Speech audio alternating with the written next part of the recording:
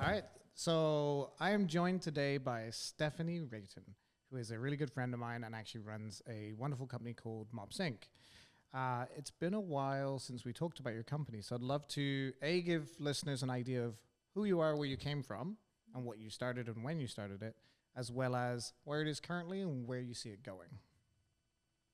That's like a whole 45 minutes. Yeah. We got it. Yeah. Okay. All right. So who is Stephanie? So I guess number one, I'm a mother to 3 beautiful girls. And with that, it kind of gave me the inspiration and motivation to start my own company. We had started as a residential cleaning services, Mommy Mops, 2018. Then COVID, right? Yep. Period. And we kind of had to make a pivot like a lot of businesses do or did. And we moved from the residential cleaning industry to janitorial. And we also do vacation properties. So Mops Inc. is about almost 2 years old now. Wow. So you kind of went from a B2C to a B2B Yes. in 2 years. Yes. What's that shift like? It was an intentional shift. Like, we had to set a minimum level of engagement. We had to let go of a lot of the one-off clients, so people who had one property or one house, and move into larger scale properties. So yeah, it was a completely different demographic. It was a completely different management style. And from a sales perspective, it's a totally different negotiation as well. So it was a shift. I think the scariest part was letting go of clients before we had new clients. So we had to kind of have a vision and then decide to let people go who weren't really fitting into the direction the company was going.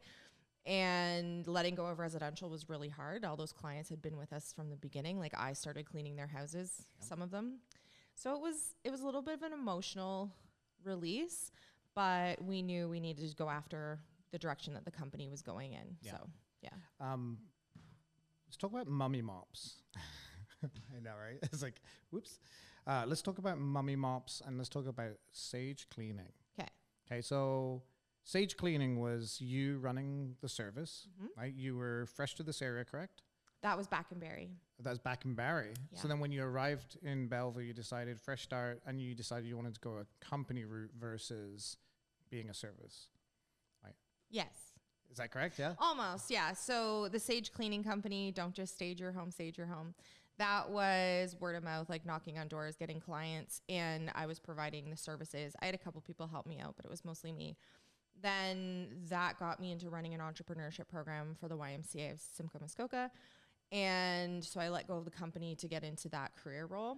Then from there, I moved out here and started working as an employment counselor, and then seeing a gap for employment for people who needed to control their work hours led me to starting Mommy Mops. Because I always remember your soundbite that we used, like so many things at this point, where it's like, quit your job. Quit your job. Yeah. Yeah. That was the moment where you decided, because like you could have kept going, right? You're in a really good place at that point, right? Yeah.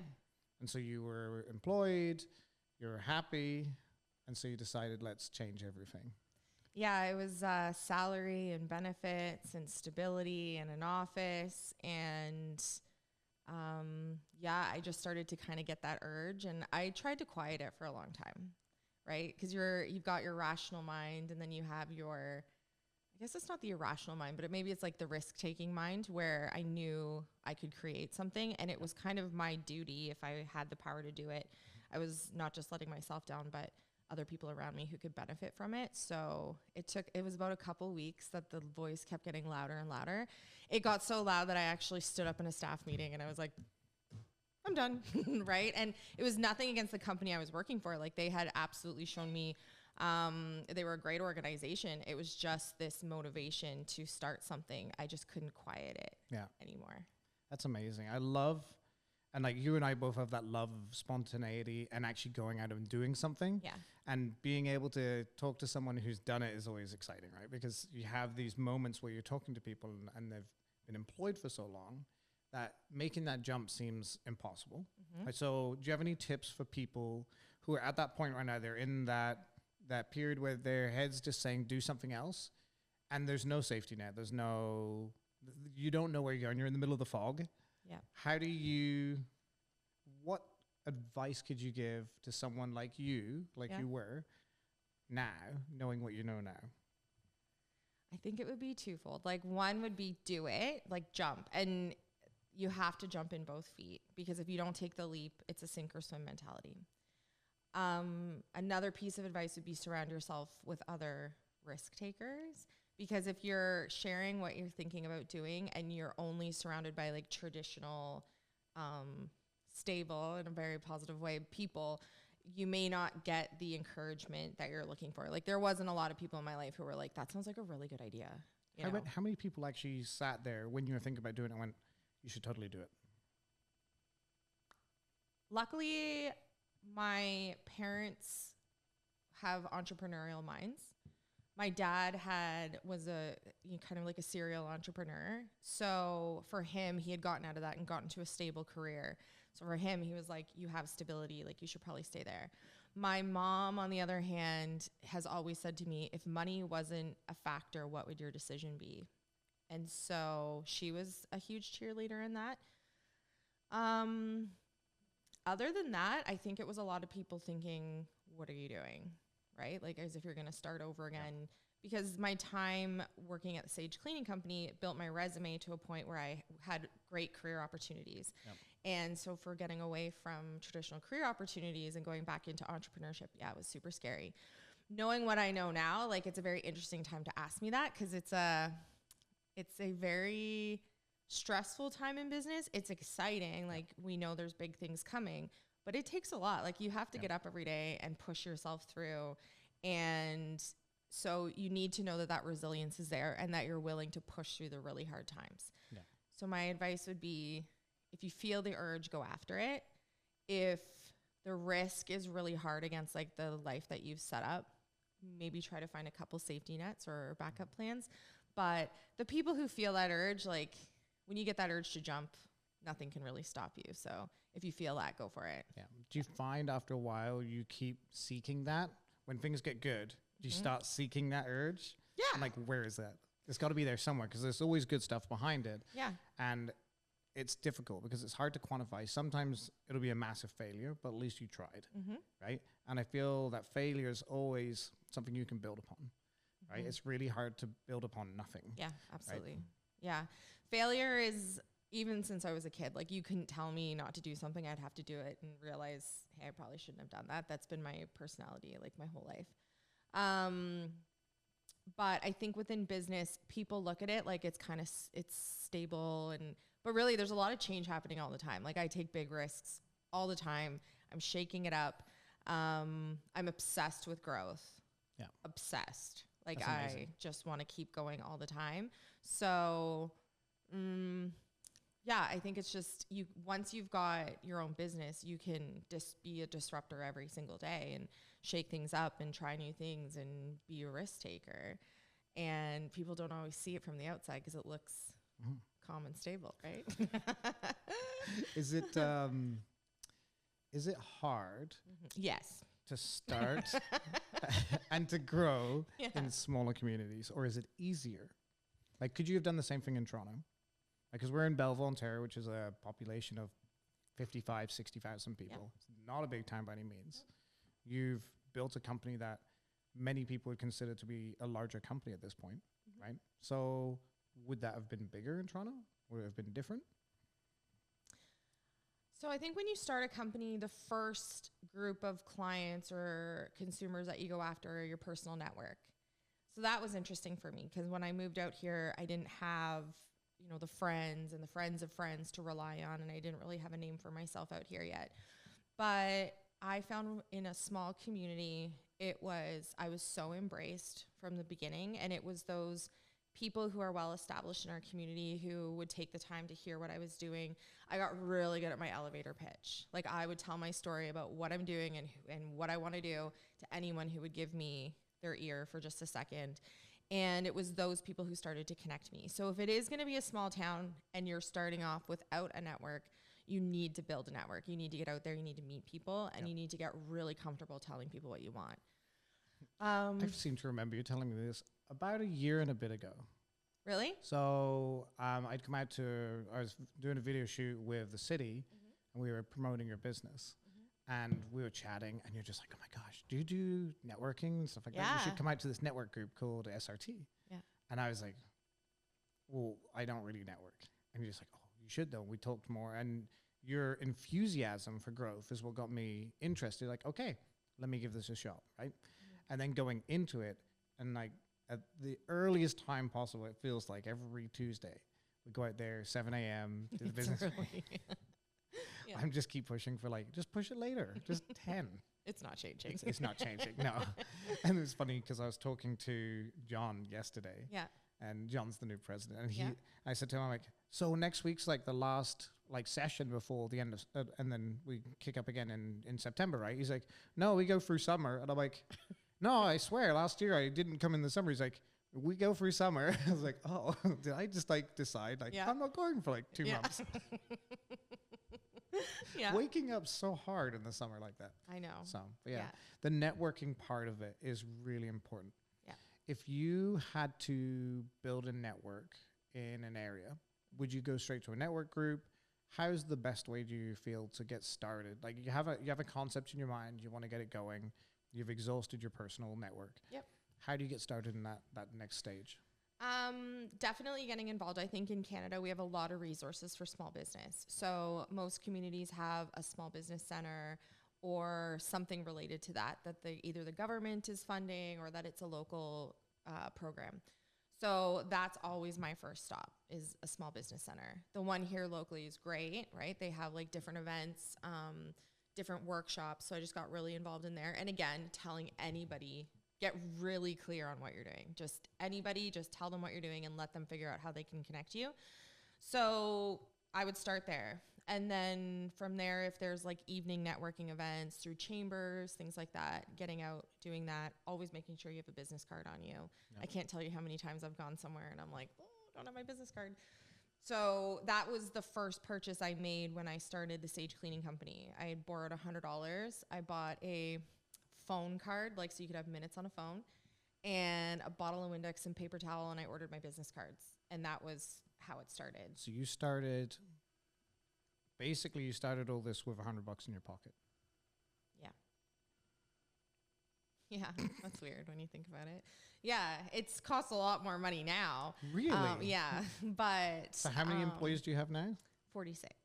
46. Yeah. A little bit more than $100 in your pocket. Yeah, a little bit more. It's a little... the scale has changed. It's funny, though, the feeling of money, like clearing payroll felt the same when I was clearing, $3,000 worth of payroll.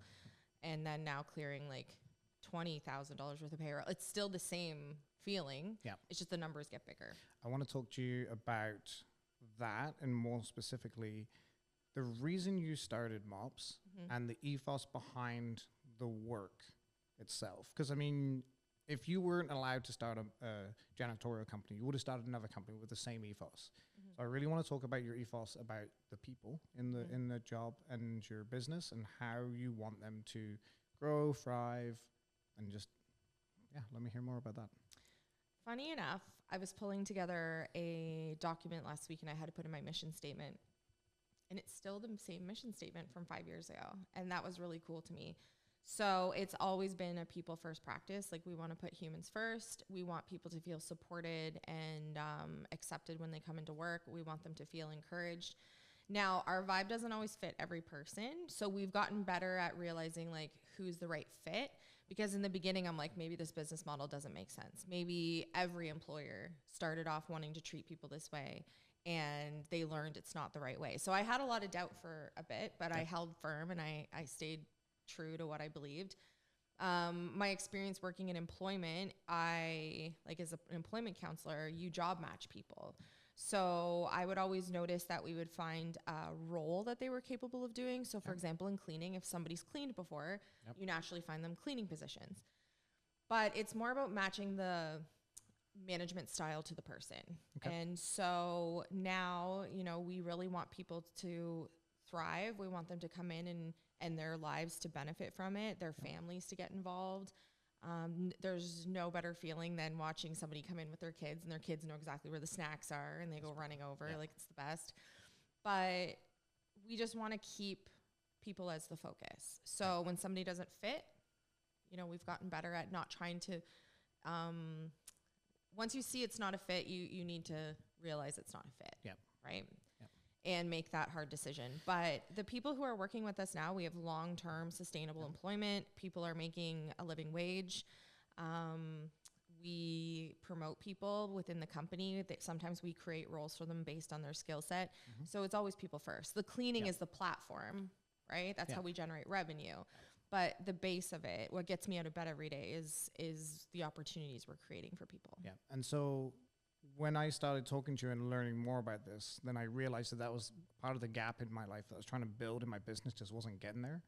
And that was actually really instrumental for building this place and building the studio, because of those things that you said inspired me. I'm like, well, I want to do this too. Like, I want people to come to work and be excited and to see what they can do and just build a community, right? That just happens to be a business. 100%.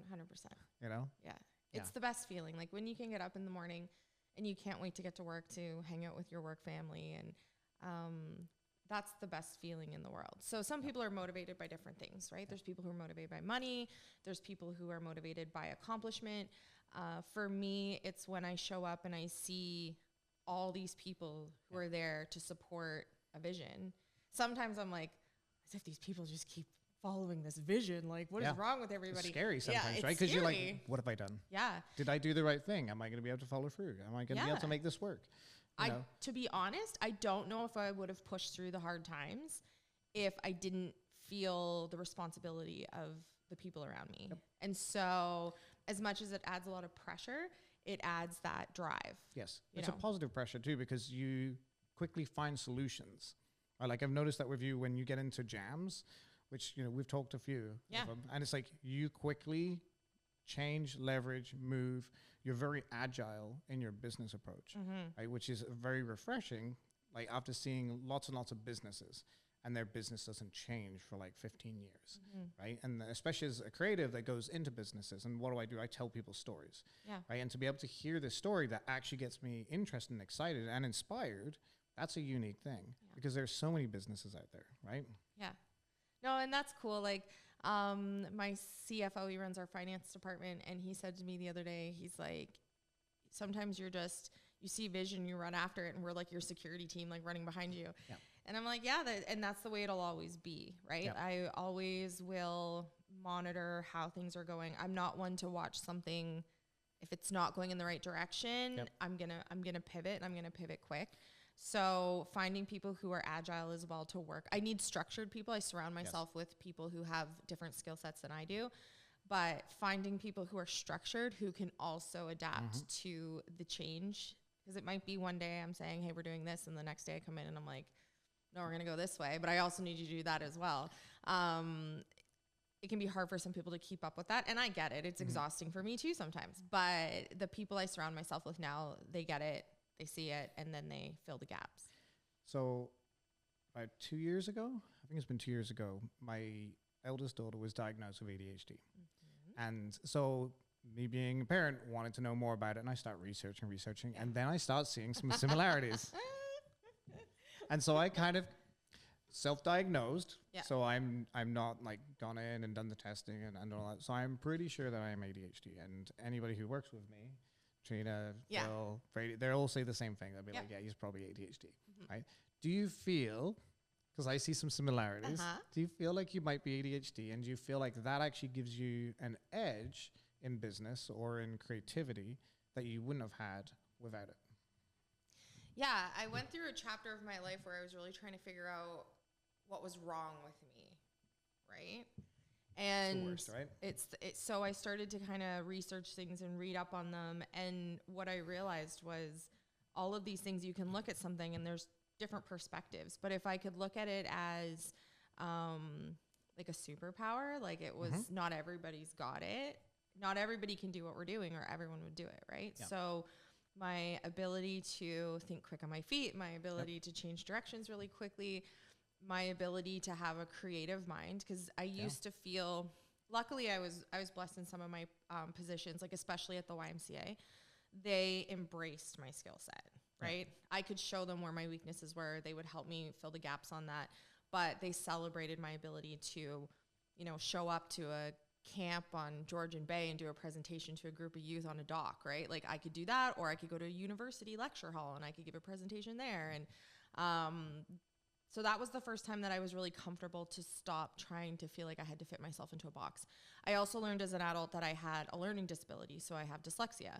So I always tried to hide the fact that long emails were really overwhelming for me, or the written content was hard. I wasn't able to read and retain information. Well, now I'm at a point in my career where I can say, like, if you need me, call me. And if you need me to answer your emails, book a Zoom and we'll go through them. Text me. Yep.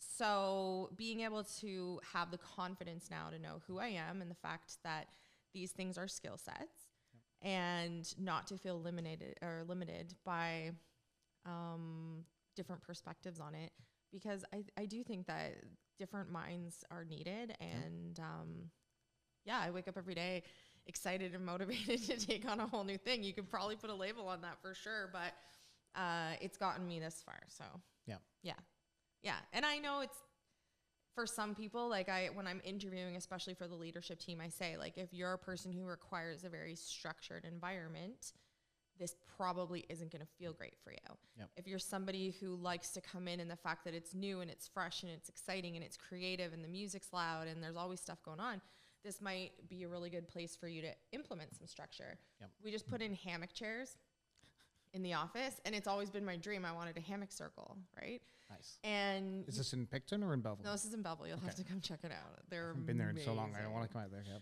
Yeah, they're so good. So you get into this hammock chair, and the other day, like myself and Renee, who's my operations manager, we got in the hammock chairs, and we realized we could put our computers on our laps, and the music's on, and somebody came in for an interview, so we just turned around in our hammock chairs, and we were like, come on in. And there was a part of me that's like, I wonder if that person was like, this is the weirdest thing ever I've ever seen. But she came in and she was like super excited to work there. So we'll just keep doing what we're doing and be true to who we are. And if it fits, it fits. If it doesn't, it doesn't. And that goes for our clients too. We're not the right fit for everybody. No. And that's a good thing to know too. I feel like a lot of people chase everybody, or their audience is everybody. Yeah. When, you and I both know it's like being niched down is actually a power that you can really leverage, because people can sit there and be like, yeah, Mops Inc, they do this. AMP, they do this, right? That's it. That's all you need to do, is to be able to have that one thing that you're known for, and then you can build upon that. So one of my favorite sayings, and I'm so stealing this content from your show, would be put the mop down. Yeah. And so, because when you and I first started talking, it was just me as a photographer with Phil as a assistant. Yeah. Right now, basically, we have a studio that has. Look at you. Look at us. Look at us. But this is directly from your information, your coaching, whatever you want to call it. And one of the main things you'd always tell me is put the mop down. So I'd love for you to go into that strategy and into that mindset and just kind of break it down. What does it mean to put the mop down? Yeah. Well, in our world, it was literally putting the mop down and stopping cleaning. But before that, I don't think people saw the grind that happened before. And so I would hammer out on some days like 5 houses a day. I'd get home, I'd pick up the kids, I'd grab them like a bagel on the way over to a building. And there was times they would have to stand in the entrance of buildings while I'm cleaning at night. Or, there was a lot. And I was cleaning sometimes 17 hours a day. I was done. I was exhausted. So then as the team started to grow, I was still filling in the gaps. So if we onboarded a new client, I knew I would be out there. I had a little bit of a, not control issue, but I liked my hand to be in everything. So I had to lock every building. I had to check every door. I had to, I was the only person who could clean it to a certain standard. I was the person that wanted to meet with clients. I was the person who talked to every employee. And there's only so much growth that can happen in that. I actually heard a cleaning podcast, and they were talking about, think of how many hours you can possibly work per week, multiply that by your hourly rate. That is the most amount of money you could ever make. And that's when I started to realize I needed to bring on team members, trust them, understand that there's going to be things that fail. You're going to have to find solutions to problems. but allow people to step in and take on some roles. So that took about a year of being like, okay, I'm gonna put the mop down. But if somebody called in sick, I would pick up the mop and I'd go fill in. If I knew a team was crunched for time, I would step in. And it was a painful transition, intentionally saying I no longer clean. It was a year ago, February. So I just said, no more. I'm not picking up that mop again. And so I'd watch my team be tired. I'd watch them be short-staffed. And it was so hard not to just jump in. But I knew it wasn't going to take the business forward. So I would then find solutions. Can we rebook that client? Can we move this over here? Can we hire another staff member? Can we cancel that clean tonight? And once I started to focus on solutions to problems instead of band-aiding them, it opened up a whole new world. So now I'm like the delegating queen. Like now I'm so comfortable delegating and watching the team take ownership of things and watching them thrive. Problems only come to me now once it's reached a certain level. So it will feel in the beginning all you're doing is putting out fires, but it's because everything else is taken care of. So yeah, putting that mop down is anyone who is physically still, well, they always say you're either working in the business or on the business. So putting the mop down is physically for you, not picking up the camera. Yeah. Right?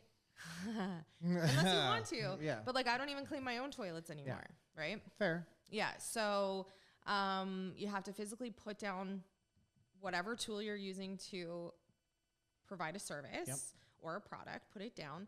But now I'm learning I'm on this new level of mopping where I'm handling some operational stuff that I could probably put some processes in place and so you delegate have new mops. There's new mops. There's new mops, yeah. Yeah. So I think every stage of business, you're just learning what do I have to put in place to provide someone else an opportunity, because now you're providing hours to other people, you're providing employment, and give someone else that responsibility so I can then level up to the next kind of row of issues or tasks and then keep doing that. So creating kind of like your org chart becomes an interesting thing when you look at what you should be focusing on. So I've built out 5 pillars of the company. And so it's sales, marketing, operations, administration, and finance. So my role should be just to hear people report on those departments. There's still some that I take the lead on. So I can see like, okay, I'm still handling sales. So we have a salesperson starting next month. That's exciting. Crazy. Yeah, that's a big step. Because I know like you guys have been very, I don't want to call it scrappy. Right? We're scrappy. You guys scrappy. Yeah, we're scrappy. So you've gone out there and you've made it happen and you've built it this, and you know, with no prior kind of sales knowledge, you really just kind of wandered into people's place and said, hey, we'll clean this. This is what we can do. And you kind of have got in there through just enthusiasm, you know, and just kind of just pure willingness to do the work. Yep. Right. So as a company, as a smaller company, as myself, where we're getting to the point where I'm looking down in the near future, potentially hiring people, what are some tips that you could give to new companies about getting to that point and having to make that leap? What are some, so I'm a big believer of you never rise to the level of your dreams, you only fall to the level of your systems. Well, that's beautiful. Right? It's true. Yes. Yeah. So with that in mind, what systems can I put in place to help me get closer to those dream levels? So there's 2 ways you can hire and scale. Okay. One is you just do it. You meet somebody and you're like, that person vibes well and I'm going to bring them in, and they understand they're coming into some chaos and they jump on board. So I have 2 of those people. So Michelle and Renee have been with me for almost 2 years.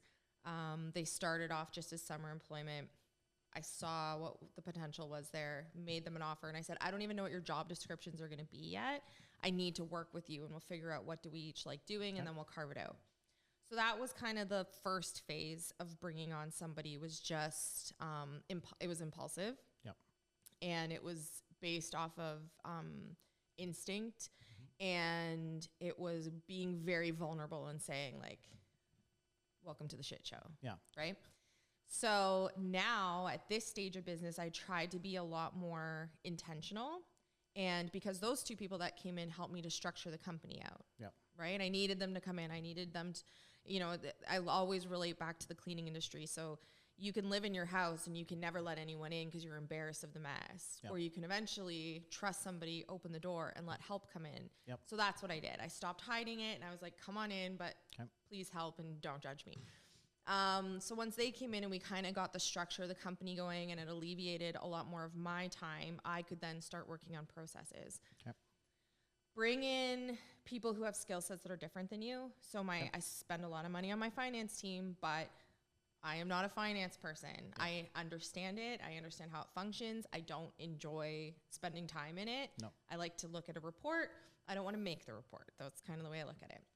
Now we build out roles with deliverables and expectations and targets for people. So this new sales position is the most crafted out position I have ever hired for, because that's a role where you want to set somebody up for success. You want them to be hungry. You want them to be motivated.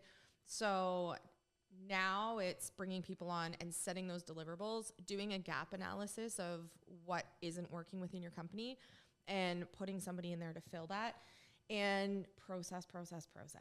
I would love to tell you that you can just wing it. You can't. You just can't. You can't. At a certain point, you can for a bit. But you need to put those processes in place, so people know, like, if you have too many, what do they say, too many cooks in the kitchen?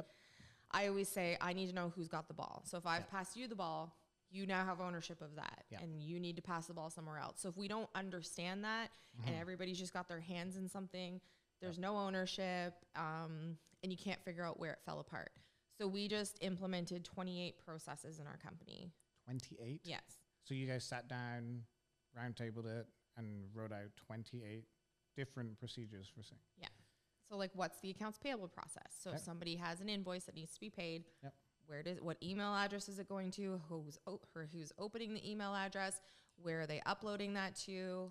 How do you mark the payment? So it goes from very granular. It's very detailed. I wouldn't have realized I was such a process-minded person until we started doing them. I like to see the full circle of it. So, but be patient. Like, you don't just wake up one day and all of a sudden your business is structured. And it'll feel, all of a sudden you'll feel really good. Like, oh, I'm at a really good place. And then there's some people who probably hold there for a bit, where I'll take like a week and then I'm like, what can we do? That's what I love about you, though, because like, you're able to take something that's working and make it work better, and then make it work better again. You iterate each time. And so when I tell people and they're like, wow, this studio is amazing, I can't wait to see what you can do with it. I'm like, well, I plan on growing and opening up more studios now. And they're just looking at me like, but you've got a studio. I'm like, yeah, but I want to bring this to more people, because this makes it so much easier for people. Right? So it was from working with like clients like you, where I sat down, I was like, what is missing? And I was like, man, putting together social media stuff, especially video talking head work, it's a nightmare. And not only that, it's a nightmare, it's expensive, it's time consuming, and it's just really a long process. And so unless you have like media inside your company, that's when you can actually say, okay, but then you're talking like, let's say you have two media guys in there, they like 70 grand each a year. That's a heavy investment for a company, right? We can do it for significantly less. And so we can take smaller businesses and help them hit above their weight grade, which I really love. I love watching underdogs come up. I love watching them become the big guys. Because it's just more exciting that way, right? So it's like everyone loves a good underdog story. And so I just want to tell more of those stories here. And so we're not the only area that's like this. So I want to bring those studios. And so for me, those processes are really important, because I need to understand what makes this run before I can actually kind of branch out. And it's the rinse and repeat thing, right? Like, you want to figure out what does it cost to set it up? What do I need? And so every time you open up a new location, you should be able to just reorder an extra set of everything that you currently have. The theme for 2024, well, our next fiscal, which starts in October, is lean. Lean. That doesn't sound like you.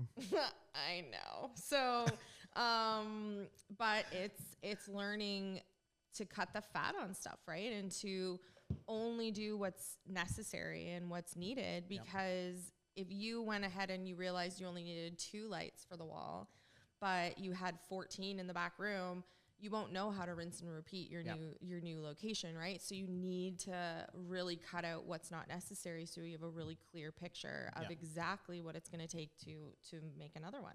Yeah. Interesting. Yeah. I'm just imagining you with trying to streamline a leaner company, like really being smart about it and building out. I feel that you're in a unique stage right now where you've got the team to be able to do that, and then to move much quicker as a result. Yeah. It's well, and the reason I can do these things now is because I can say to somebody, hey, can you run a report on this and tell me what it looks like, and then let's sit down and overview it. But yeah, like if you I had to play ostrich financially for a long time, because if I was looking at the numbers, I probably would have stopped. It was scary. Right.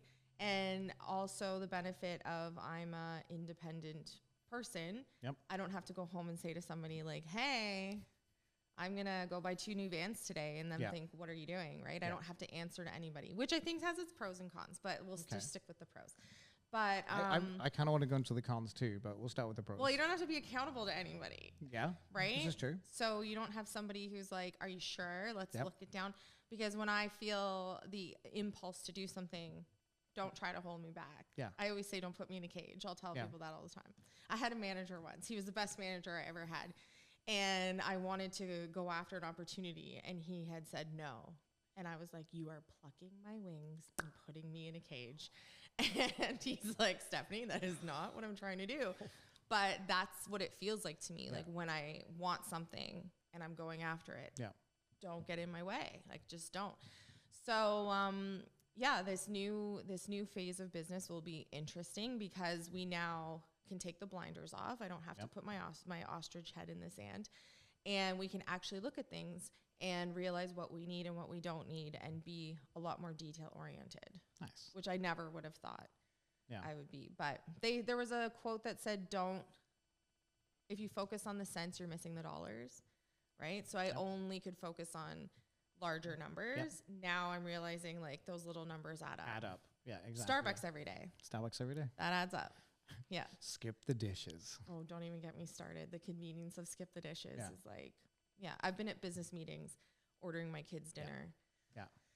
So, Do you, and we talk about the cons, do you want to talk about mom guilt? Yeah. Let me hear it. Yeah, mom guilt's a real thing. I think I get a lot of reassurance from my kids. But I have a funny story, actually. So I think it was like 2 summers ago, a client, we do a lot of Airbnb cleans.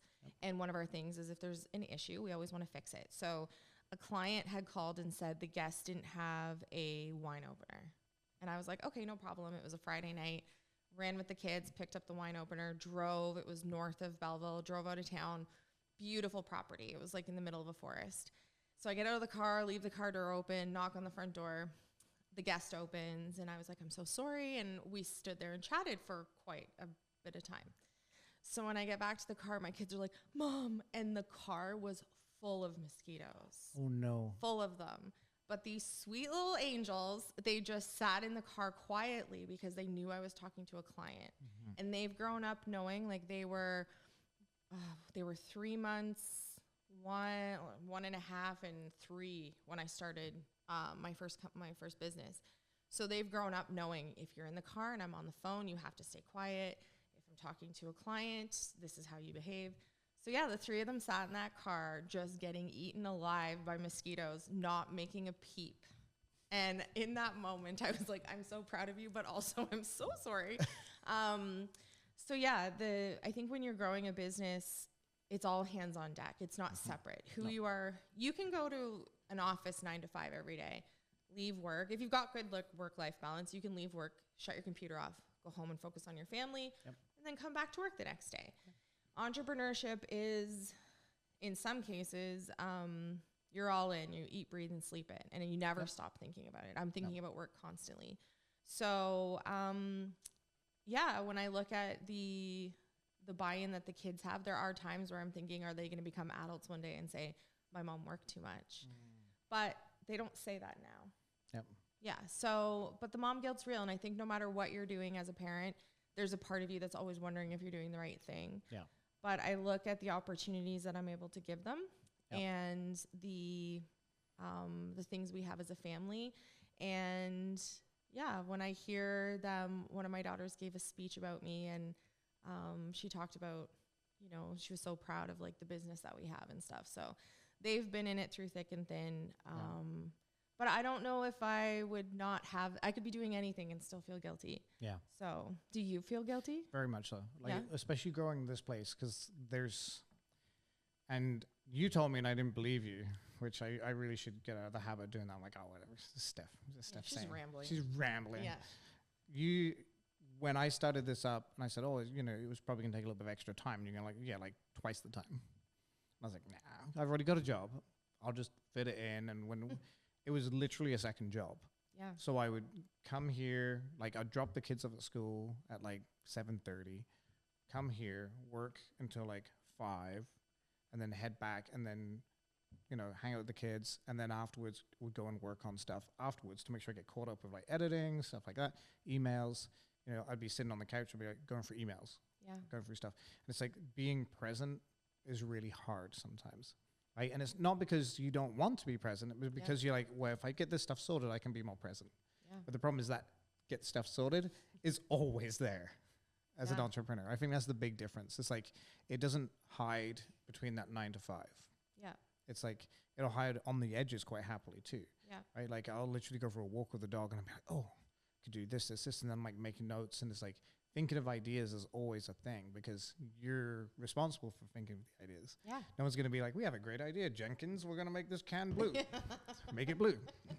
You're the one sitting there going, I have this great idea. Yeah. Right? So, yeah. And I think including kids in business development, like when I look at the girls, I'm like, wow, they really understand like the ebb and flow, and they understand the peaks and valleys. And even last night we were at that networking event. They did great. And you bring your kids, right? And they see that. I was like, these are the people that I spend every Tuesday at 7 a.m. when I'm running out the door. This is where I'm going. And just puts faces to it, right? Yeah. And they're proud, right? Like I'm sure your girls are extremely proud when they come in here. I have a funny story. I want to hear it. So my daughter comes back to me the other day. It's like months ago when we just started building this place. And she's like, Dad. I'm like, yeah. And she's like, do you have a YouTube channel? I was like, well, yeah, it's just like to show people what we do. And she's like, people in my class are watching you on in their lunch break. And I'm like, what? And they were like gathered around the computer like, oh, isn't this cool? We're building it in Belleville. It's going to be awesome. I'd love to see it. And she walks by hearing my voice and she's like, what's my dad doing on your computer? And they're just like, you know this guy? And there's like, she's a moment, she's like, are you like, do you actually do a lot in the town? Because she's starting to realize, like, hang on, Dad isn't just Dad. Yeah. Dad is other things, right? And so it's like by going out to like those events like that, she starts to see how that all connects. And because she's younger, right? She's 11, right? And so for her, that was just such a big moment where she's like, holy crap, right? Yeah, that's kind of cool. It is cool. And one of the kids, Hannah, she's in grade 8 right now, but they were in class one day and they Googled me. Oh no. And she was this like, is why you have to be careful what you put on the internet, children. Life lesson. But you know, they like to see that. It's cool and it's exciting. And I remember one of them wanted business cards to hand out at school, or one of them came home and said, oh, my friend's mom was looking for a job, so I told her that Mops Inc is hiring. And I was like, that's super cool. That's amazing. So yeah, I think including kids in it, traditionally it would be like kids were at home and there'd be, let's say, one parent going out to work and then coming home. And we didn't really have an idea of what was happening outside of the home. Whereas now, you know, I love the kids running into the office and hanging out. Sometimes it drives me nuts because it's my quiet, safe space. Yeah, because you're quiet and you're organized, and they come in and they're like, Mom, check this out. It's like, what? Don't do that. Yeah. Oh, like the remote learning during COVID. Like the worst. I was like, I'll just put some cubicles in my office and they'll just go into their cubicles and they'll do the work. And I was like, that is absolutely not true. The cubicles are like knocked over in the first half. Not true. Yeah. So I think including people around you so they can be excited and it's not so separate, but they also have to see, like, if you're in startup phase, it's a commitment and it's all the time. And I'm going to have to answer emails after hours, and please don't be resentful of that. No. They came up with like a word, porcupine, if I'm like on my phone and they're like talking to me and I'm not, you're not listening. It's horrible. I can't believe I'm saying this out loud, but They'll be like porcupine, and I'm like, oh yeah, That's because too funny. you get so into it sometimes. And it's hard to like disengage from that, especially when there's a lot riding on it, right? So like it's kind of like being at, and I always reference business like it's gambling. And sometimes you sit at the table and you're just like, you know what, you bring in another stack and bring in another stack. I mean, I would love to talk about these stacks and like capital, but we'll get that to another day. Yeah. But you get to the point where you're like, your stacks are everywhere and you're so focused on that, especially on like high yield kind of moments where you have like a lot of projects up in the air. So you're kind of always on the ball.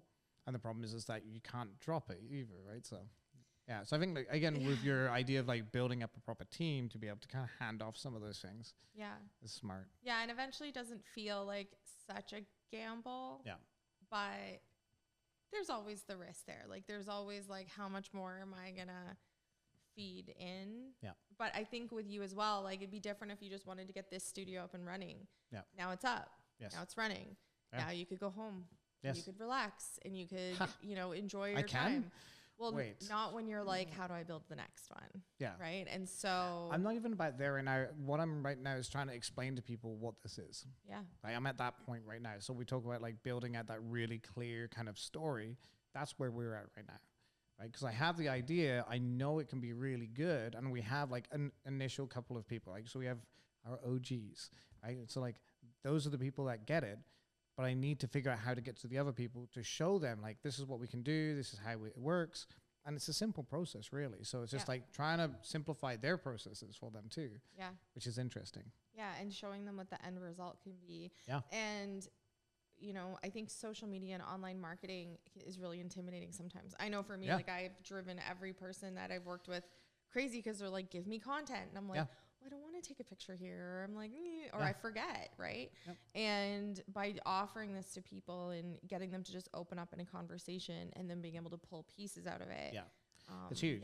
Yeah. Because I mean, like, honestly, just this conversation alone, there's probably at least 2 videos. Crazy. I wish I would have done my hair today. At least 4. Oh, nice. 4. Yeah. And it's, there's enough to keep you going. Yeah, exactly. Yeah. So I wouldn't have come in here.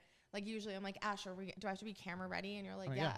So I had scheduled my day so I could run home and like actually get ready. Yep. And then I realized there's no time for that. Yep. So I'm just going to show up with. Just be vulnerable.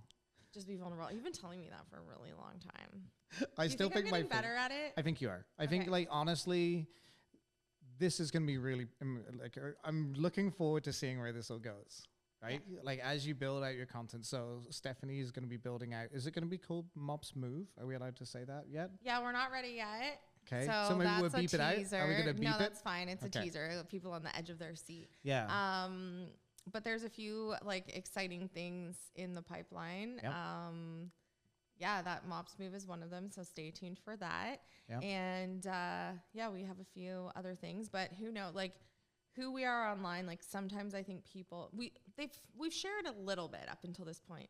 Yeah. But for a long time, I'm like, do people still think I'm slinging mops out of the back of my van? Yeah. People still think I'm a photographer. Yeah.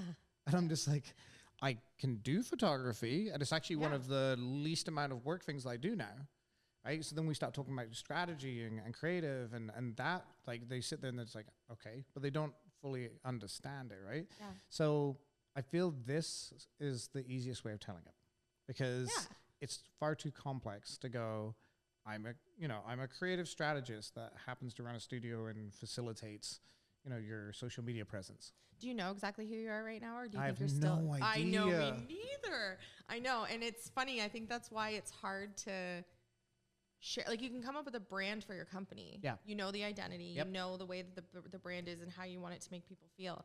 But when you're still in such a developmental phase, it's hard to communicate to people like who you are and what you're about. I feel very fake a lot of the time when I do the things that I do. Yeah. Right. So like I show up, and still to this day when I direct, and it was a great example, right? Brady saw basically said to me, come out and direct this commercial. And I was like, I don't direct. He's like, oh, it's easy. It's just like being a photographer. And so I kind of went into it with that gung-ho, kind of, all right, I'll just do it. And didn't think about it. Yeah. As long as you don't think about it, you can do anything, right? So when you start actually thinking about it, like, oh, what does a director do? What is it? Then you start getting the nerves, right? So for me, like, I still don't feel like I've earned where I am as an agency owner, as a creative, as just as a human being in general. And so it's really hard kind of like stepping back. Like, I know when I've done too much because I'm at the end of the tether, like I can feel it now. Like, you've caught me in like a micro burnout, we'll call it, not like a full burnout. Oh, yeah, me too. Yeah. So like I have a week and then I'm in Quebec for a week. Amazing. And I'm just going to take my phone. I'm going to turn it off. I'm going to put it in the back of the car in case of emergencies, leave it plugged in, and then it'll get turned back on a week from then. Yeah. So hopefully this place is still standing. It will Hopefully be. the home is still there. It will be. Hopefully my dog hasn't eaten too many weird things. Yeah. Yeah. And your kids will really appreciate that. And your wife, right? They'll really appreciate that dedicated time. And the imposter syndrome thing, even last night, there was a couple people who were like, you're just doing so great. And I'm like, I have no idea what I'm doing. Like, to be real with you, I know from the outside that people are like, wow, look at this big company. But there's times where I'm like, what have I done? Like, this is what I wanted. And now you're here. And it's hard to feel like you're worthy of it. Yeah. I feel like that's why the skit kind of went over very well. Like, look at us. Look at us. Yeah. That one there, it hits so hard. Yeah. Right? Because it's like, I would have never thought it. I just wouldn't. Not me. Not me. Yeah. No, I think it's good. It's comforting, I think, too, when you have people that you've become such a good friend to me. And when you have people that you can call and you're like, I'm losing it, or you can see that what you're feeling, somebody else is also feeling, it starts to make it feel justified and understand when you're building something from scratch. It's a love project. Takes everything. Takes everything. Yeah. Yeah. And you've kind of basically outlined why I wanted to start Amplified, because I want to tell these stories. And it doesn't just have to be someone who's created like an amazing company like yours. It could be someone who's done something small. What they've done is insignificant almost, is like the mentality and the process behind it. Like, all that's the most exciting part for me. Yeah. So I feel like that's what I want this to be. And I think when you stay true to that and you get up every day knowing that's why people have missions, right? Yes. Because on days where you're not sure what you're doing, you can look back and be like, this is why I'm doing it. This is what it's here for. And you're creating a new life for not just yourself and your family, but for other people around you. And you're helping other businesses. Like, the first time that we worked with you was the first time that I looked at content, was like, that's exactly who we are. Yeah. Right? So by you allowing people a platform to share their story, it's just elevating their lives too. So the ripple effect is huge. So you can't stop. I'm not going to stop. There's always people depending on you. So exactly. Talk about pressure. Yeah. In closing, what would you like to share with the listeners on where you're going, what you're doing, how can they find you, all of that stuff? We're going to keep growing. We've got we had opened our second location in Picton this year, kind of as a test run of how we can scale in other locations. Bringing on direct sales is going to be a thing. So up until this point, we've only called people back who have called us. So they call and they say, I'm looking for cleaning services, and then we go out and quote them. So if everyone could just prepare themselves, you'll probably get a lot of knocks on your door, because we're coming out and we're going to come out fast and furious. So just keep growing. The janitorial end of the business is where I'm really focused on growing at the moment, and building the team, giving people meaningful employment. If people wanted to find us, mopsinc.com. Socials are Mops Inc. And I just want more. I visualize a large head office one day with like multiple floors and lots of people working there, and kind of walking through that building and having a feeling of, I don't know if that feeling will ever go away. Like, I can't believe all these people are here for this. Yeah. So that's the vision, and getting out into more communities, and really getting people to fall in love with the cleaning industry, not just as somebody who works for us as a tidy tech, but as clients, and realizing it used to be a really silent service, and we're disrupting that, and we're excited for what's to come. Yeah. Thank you so much for being here. Appreciate you. Appreciate this you time too. we have audio going. That's so exciting. Yeah. Now, if you could just overlap like the audio from here into the day that my hair was done, then it would be a perfect superimpose video. your hair. Yeah. Okay. Perfect. You look great though. Oh, You're okay. good. Yeah. Yeah. Thanks. But no, this is great, and I'm super proud of you because like you hammered that out. I'm blown away actually how fast you pulled this together. You just went away on holiday. That's all it took. I was gone for a week, and I came back, and you were like, "We've got a studio, and here's the location." And so yeah, great job, and I'm excited. Can I tell people I'm an OG? Yes. Okay. You are. So I really believe in what you're doing, and I'm excited to see how it benefits our business. But I think money has power, right? Like where we choose to put our money is what we believe in and what we choose to grow. So by getting on board with something that's starting up and showing like this is how we believe on it by signing up as an OG. Yeah, we're happy to do it. We're super excited. Oh, I'm glad to have you on board. Yeah. All right. Thank you, Stephanie. Thank you, Ash. We'll chat soon.